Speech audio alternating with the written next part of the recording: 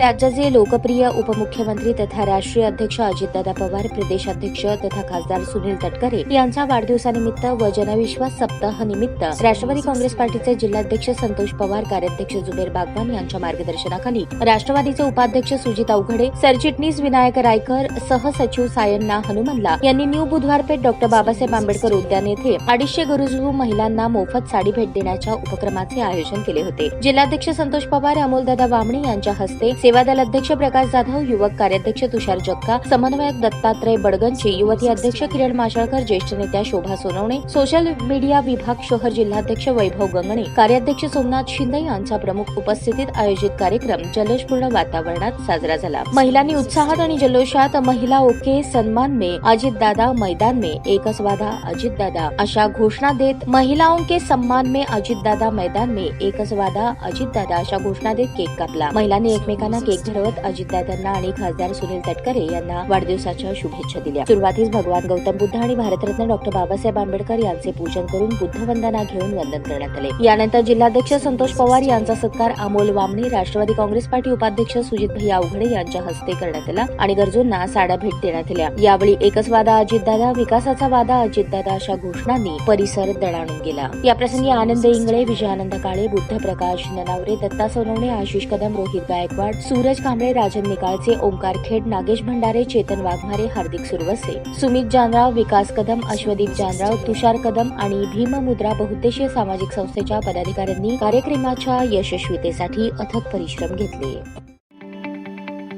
ताज्या बातम्या पाहण्यासाठी प्राईम महाराष्ट्र न्यूज चॅनलला सबस्क्राईब करा.